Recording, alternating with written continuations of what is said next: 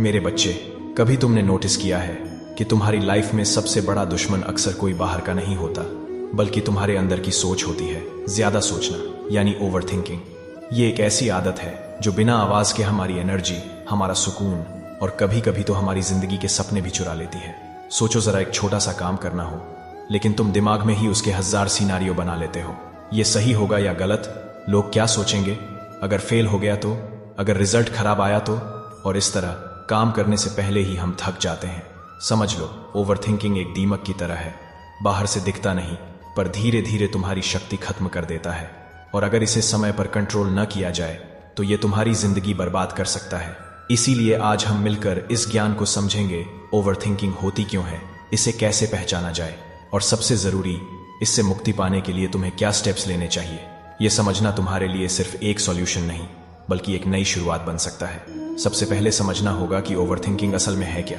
सोचना बुरी बात नहीं होती, क्योंकि सोच ही तो इंसान को अन्य प्राणियों से अलग बनाती है। लेकिन जब सोच इतनी ज्यादा हो जाए कि तुम एक्शन लेने से पहले ही कंफ्यूज हो जाओ, तो वही बन जाता है ओवर थिंकिंग। ये बिल्कुल ऐसा है जैसे तुम एक रास्ते पर चलना चाहते हो, लेकिन हर कदम पर रुककर सोचने लगो, इस रास्ते में खतरा तो नहीं, दूसरा रास्ता बेहतर होता क्या, अगर मैं गिर गया तो। और ऐसे सोचते सोचते तुम एक इंच भी आगे नहीं बढ़ पाते। साइंस भी कहती है कि जब हम ज्यादा सोचते हैं तो हमारा ब्रेन एक ही चीज को बार बार रिपीट करता है। इससे स्ट्रेस हार्मोन कॉर्टिसोल बढ़ जाता है और तुम्हारी स्लीप, एनर्जी और फोकस सब पर असर पड़ता है। रिजल्ट, तुम खुद ही अपने दुश्मन बन जाते हो। मेरे बच्चे, ओवर थिंकिंग तुम्हें सिर्फ 2 चीजें देता है, या तो तुम्हें पास्ट के रिग्रेट में फंसा देता है, या तुम्हें फ्यूचर के डर में फंसाए रखता है। और सच ये है कि न तुम पास्ट को बदल सकते हो, न फ्यूचर को प्रिडिक्ट। तुम्हारे हाथ में है सिर्फ अभी का पल।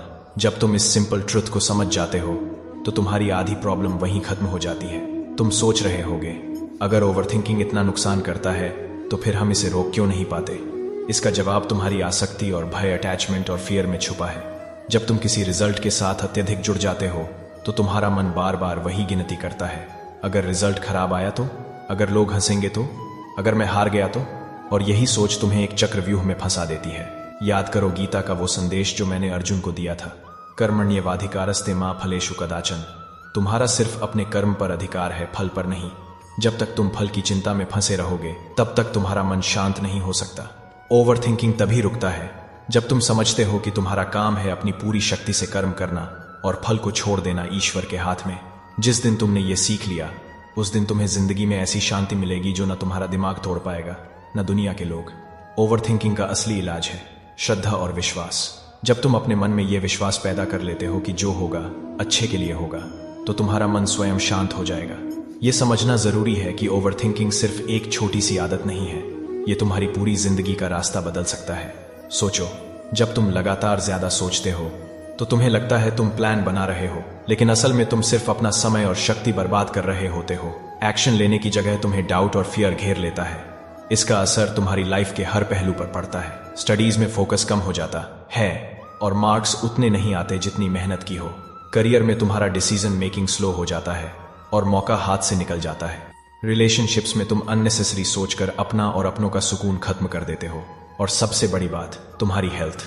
ज्यादा सोचना तुम्हारी नींद, तुम्हारी एनर्जी और तुम्हारा इनर पीस तोड़ देता है। जब मन की शक्ति बर्बाद होती है तो तुम अपने असली पोटेंशियल तक कभी नहीं पहुंच पाते, और जो जीवन ईश्वर ने तुम्हें एक वरदान के रूप में दिया है उसका सही अनुभव तुम नहीं कर पाते।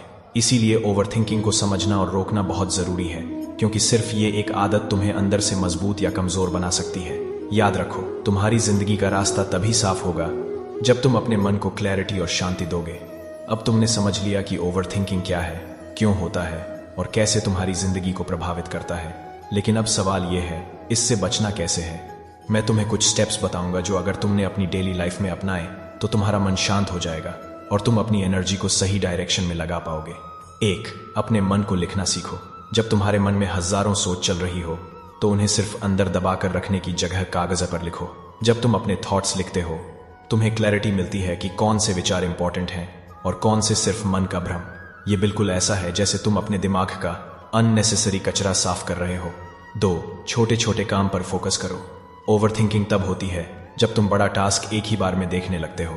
इसके बजाय अपने काम को छोटे छोटे स्टेप्स में डिवाइड करो। मान लो तुम्हें एक एग्जाम की तैयारी करनी है, तो एक बार में सिर्फ एक चैप्टर पर ध्यान दो, न कि पूरे सिलेबस का सोचो। जब तुम एक एक कदम चलना सीख जाते हो तो सफर खुद ब खुद आसान हो जाता है। 3, अपने मन को व्यस्त रखो। मन कभी खाली नहीं बैठता। या तो तुम उसे सही काम में लगाओ या वो तुम्हें ओवरथिंकिंग के दलदल में खींच लेगा। इसलिए अपनी डेली रूटीन में कुछ कंस्ट्रक्टिव हैबिट्स शामिल करो, जैसे एक्सरसाइजेस, मेडिटेशन या कोई स्किल सीखना। जब मन व्यस्त होता है उसके पास नेगेटिव सोच के लिए जगह ही नहीं बची रहती। 4, मेडिटेशन और सांस पर नियंत्रण। सबसे शक्तिशाली उपाय है अपने सांस पर ध्यान देना। रोज 5-10 मिनट के लिए डीप ब्रीदिंग या मेडिटेशन करो।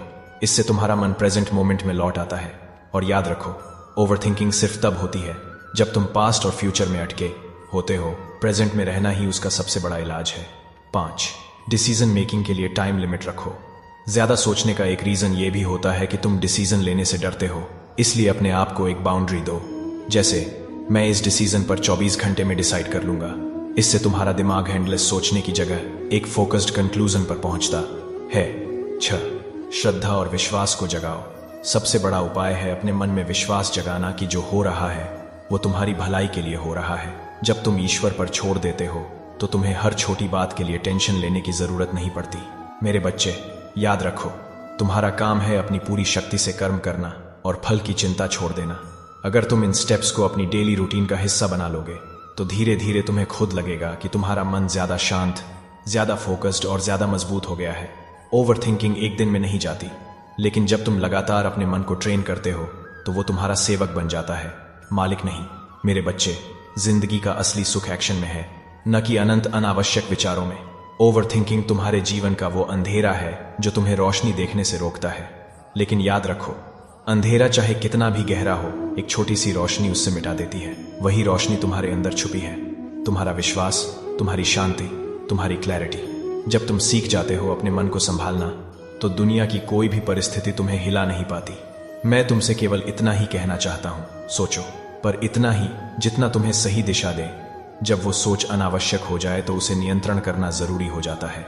एक्शन लो, क्योंकि कर्म के बिना सफलता नहीं मिलती। और सबसे जरूरी, फल की चिंता मेरे हवाले कर दो। तुम्हारा ये जीवन एक यात्रा है और हर दिन एक नया अवसर। अगर तुमने अपने मन को जीत लिया तो तुमने पूरे संसार को जीत लिया। अपनी शक्ति को भ्रम और डर में बर्बाद मत करो, उसे अपने सपनों को सच करने में लगाओ। याद रखो, मैं हमेशा तुम्हारे साथ हूं, तुम्हें मार्ग दिखाने के लिए, तुम्हें सहारा देने के लिए।